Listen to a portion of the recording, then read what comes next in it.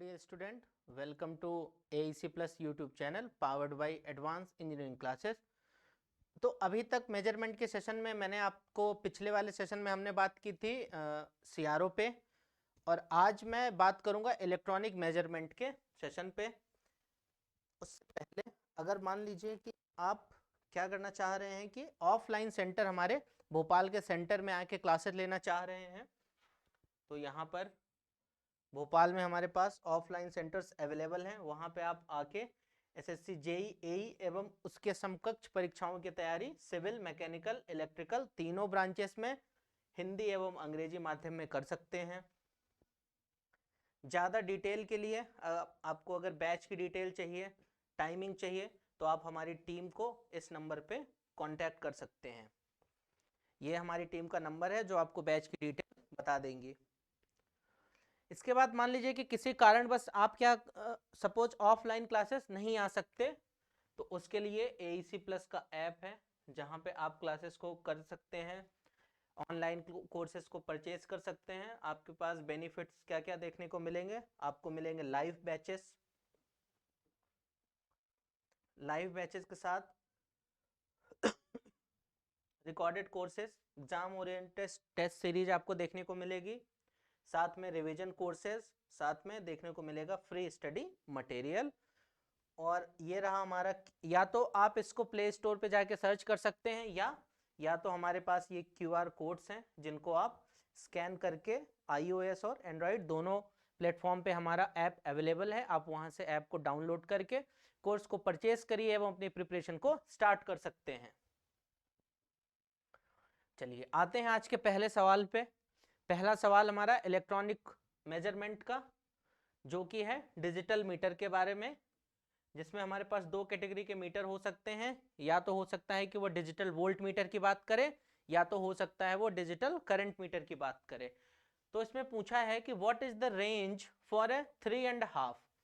अब देखिए इसका क्या मतलब होता है 3.5। यहां पर मान लीजिए कि आपके पास क्या है, ये 3.5 का पहले आप मतलब समझिए कि इसका मतलब होता क्या है।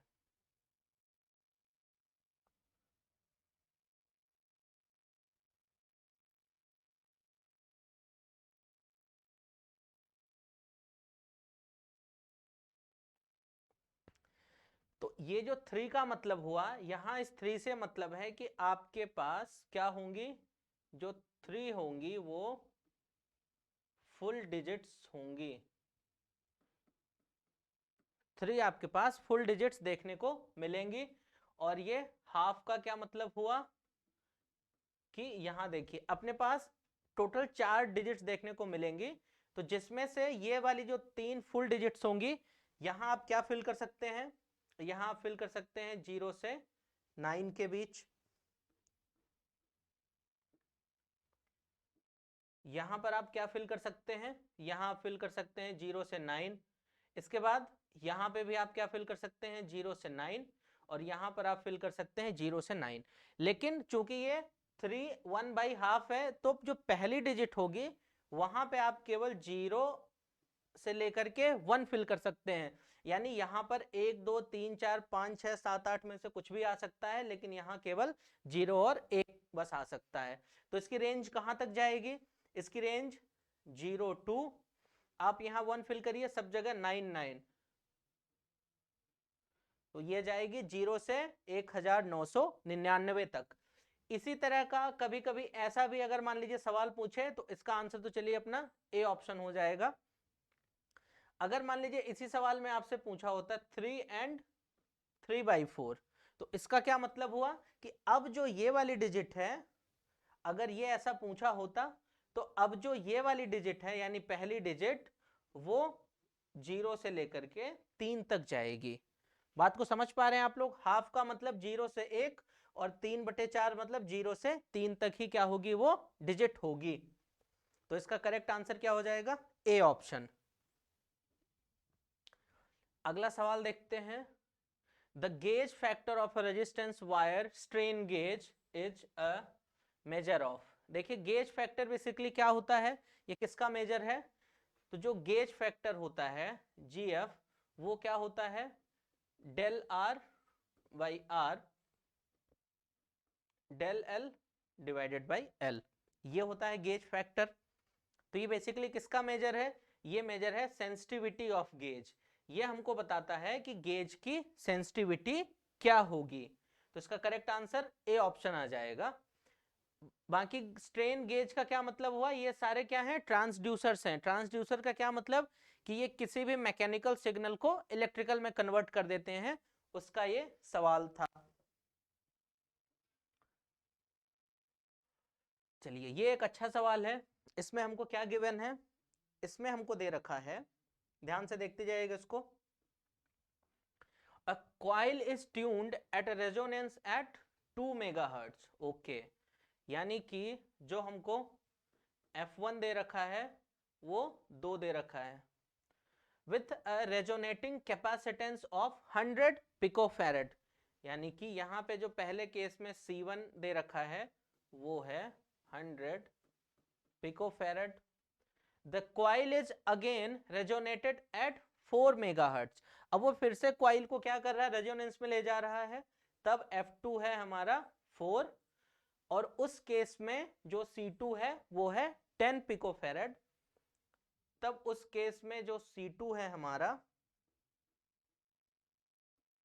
वो है 10 पिकोफैरेड। तो हमसे पूछा क्या है कि द सेल्फ कैपेसिटेंस, या इसी को डिस्ट्रीब्यूटेड कैपेसिटेंस भी हम बोलते हैं। तो वहां से क्या हो जाएगा? देखिए, इसका फॉर्मूला आप लोग याद रखिएगा, मैं यहां बोर्ड पे लिख दे रहा हूं कि जो CD है या सेल्फ कैपेसिटेंस, इसी को नाम देते हैं डिस्ट्रीब्यूटेड कैपेसिटेंस का। वो हो जाएगा C1 minus n square C2 upon n square minus 1।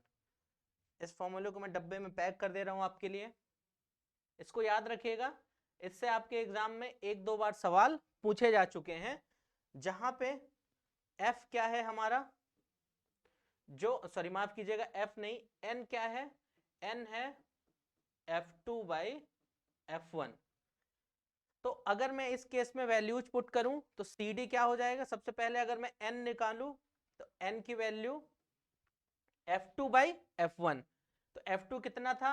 4, और F1 2, यानी कि N की वैल्यू 2 आ जाएगी। यहां से N हमको पता चल चुका है कि N हमारा 2 है। इसके बाद आप और क्या कर सकते हैं? अब देखिए, वैल्यू रखता हूं मैं यहां CD। C1 कितना है? 100। C1 है 100 माइनस N स्क्वायर, 2 का स्क्वायर यानी 4 इंटू C2 कितना है? 10 divided by N square 4 minus 1। तो यहां से अगर CD में देखूं तो आपका CD कितना आ जाएगा? CD आ जाएगा 100 माइनस ये 40, 60, ये हो जाएगा 60 डिवाइडेड बाई 4 माइनस 1 3, यानी कि 20, और यूनिट क्या हो जाएगी? पिकोफैरेड।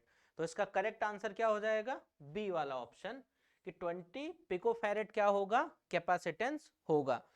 ये बेसिकली इसको क्यू मीटर बोलते हैं, ये क्वालिटी फैक्टर मीटर का सवाल है।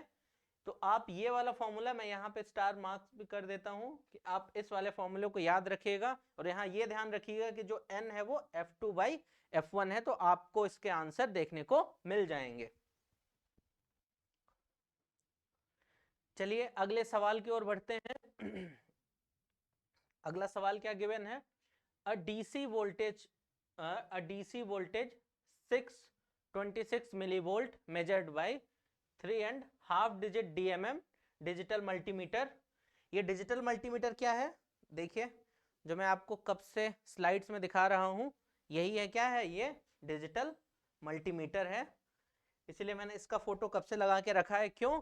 क्योंकि यही तो है जो आजकल के हमारे मेजरमेंट में इस्तेमाल हो रहा है। ये हमारा लेटेस्ट डिवाइस है एकदम से। तो उसकी रेंज देखिए, 20 वोल्ट की रेंज दे रखी है। 20 वोल्ट की रेंज का क्या मतलब हुआ? देखिए, फिर से आप वो डायग्राम याद करिए, या मैं उसको फिर से बना दे रहा हूं। इसका रिप्रेजेंटेशन कैसा होगा?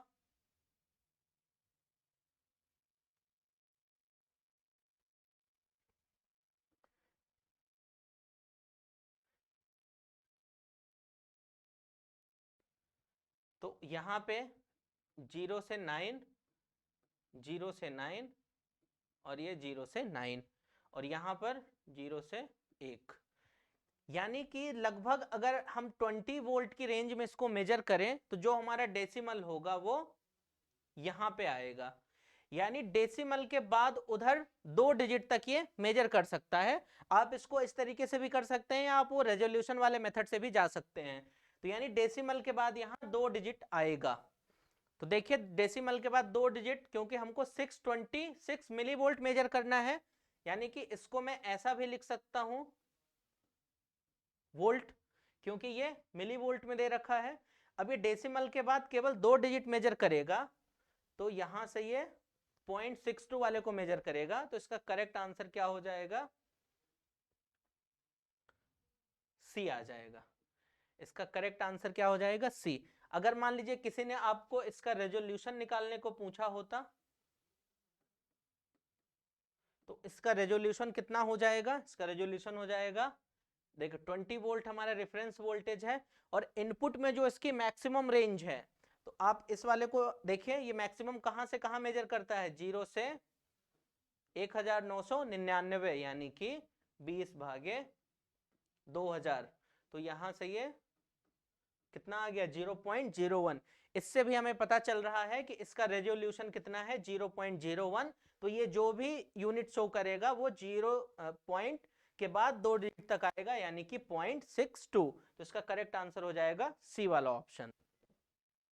आप इस फॉर्मूले को भी याद कर सकते हैं, मैं एक बार रेजोल्यूशन का लिख दे रहा हूं कि वी रेफरेंस अपॉन रेंज होता है इसका फॉर्मूला। ये क्या है? रेजोल्यूशन का फॉर्मूला है, इसको आप याद रख सकते हैं। ये इस सवाल का आंसर हमारा कितना आ गया? सी आ गया।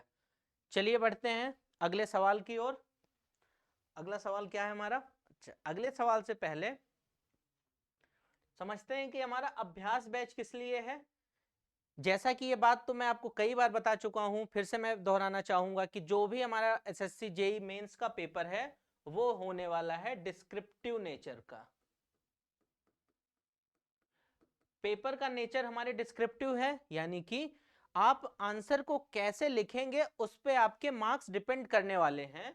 तो उसी तैयारी को आगे बढ़ाने के लिए अभ्यास बैच बेसिकली केवल उस पे फोकस है कि आपको नो डाउट ये सारे कॉन्सेप्ट तो सिखाएगा ही, बट साथ में आपकी आंसर राइटिंग स्किल्स पे भी काम करेगा, जो कि सिविल, इलेक्ट्रिकल, मैकेनिकल तीनों ब्रांचेस में अवेलेबल है। अगर आप इस कोर्स के सैलिएंट फीचर्स देखेंगे तो अगर आप इसको परचेस करते हैं, फ्री टेस्ट सीरीज देखने को मिलेगी, ऑनलाइन एंड ऑफलाइन दोनों माध्यम में आपको देखने को मिलेगा। साथ ही आपको ये रहे उसके फीचर्स, आपको डीपीपीज देखने को मिलेंगी, कोर्स कंप्लीशन की गारंटी रहेगी, साथ में special focus on answer writing तो रहेगा ही, आपको साथ में ही 10 मॉक टेस्ट देने को मिलेंगे। लेकिन अगर अब मान लीजिए कि कोई ऐसा स्टूडेंट है जो कि कंप्लीट कोर्स को नहीं परचेस करना चाहता, तो उसके लिए हमारे पास अलग से टेस्ट सीरीज की भी सुविधा उपलब्ध है, वो इसका भी फायदा उठा सकता है। वो उसके फीचर्स यहाँ पे मेंशन्ड है। 25 दिसंबर से सिविल, इलेक्ट्रिकल, मैकेनिकल तीनों ब्रांचेस में हमारी टेस्ट सीरीज स्टार्ट हो चुकी है। चलिए अब बढ़ते हैं अगले सवाल की ओर। एलवीडीटी, ठीक है, एलवीडीटी के बारे में जो हमसे सवाल पूछा है उसमें क्या दे रखा है? एलवीडीटी देखिए क्या है, एलवीडीटी का जो फुल फॉर्म है हमारे पास वो क्या है? ये एक तरह का ट्रांसड्यूसर ही है, लीनियर वेरिएबल डिफरेंशियल ट्रांसफॉर्मर, यानी कि लीनियर वेरिएबल डिफरेंशियल ट्रांसफॉर्मर। तो ये बेसिकली क्या काम करता है कि कोई भी अगर मान लीजिए आपके पास मैकेनिकल डिस्प्लेसमेंट है तो उसको ये क्या करेगा? ये इलेक्ट्रिकल सिग्नल में कन्वर्ट कर देगा। यानी कि ये बेसिकली ट्रांसड्यूसर है, आपने इधर से एक मैकेनिकल सिग्नल दिया तो ये उसको इलेक्ट्रिकल में क्या करेगा? कन्वर्ट कर देगा। अब इसमें हमसे क्या पूछ रखा है? LVDT has. तो एलवीडीटी की खासियत क्या है कि आपको इसमें देखने को मिलती है 1 primary coil and 2 secondary coils. तो ये डेटा बेस्ड क्वेश्चन है। देखिए प्राइमरी और सेकेंडरी की बात कर रहा है, यानी कि इसका बिहेवियर किसके जैसा है, ट्रांसफॉर्मर के जैसा है। अगले सवाल की ओर बढ़ते हैं। Which of the following statement is not true with regard to the digital instrument? ये हमसे पूछ रहा है कि डिजिटल इंस्ट्रूमेंट्स के रिगार्ड में कौन सा स्टेटमेंट सही नहीं है। तो ये तो काफी लंबा चौड़ा ऑप्शन दिख रहा है, इस पे बाद में आते हैं, पहले बी ऑप्शन पे आते हैं। बी दे रखा है हमको, बेटर रेजोल्यूशन। बिल्कुल ये अच्छी बात है, ये तो होता ही है। इजी रीडेबिलिटी, जैसे अभी जो मैंने आपको एग्जांपल दिखाया था, जो हमारे पास डिजिटल मीटर लगा हुआ है यहाँ, एक बार फिर से अगर मैं उस पर आना चाहूं तो कहाँ पे है अपना, ये देखिए इसकी रीडेबिलिटी बहुत ही अच्छी है, आराम से आप यहाँ पे रीडिंग को पढ़ सकते हैं, यानी इसकी रीडेबिलिटी तो अच्छी है ही।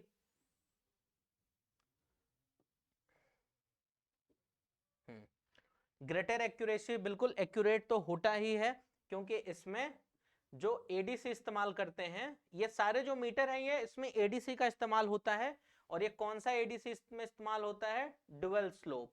तो डुअल स्लोप की खासियत ही यही है कि इसकी एक्यूरेसी बहुत ही ज्यादा होती है। तो आप ये वाली लाइन भी याद रख सकते हैं कि इसमें डुअल स्लोप एडीसी का इस्तेमाल होता है।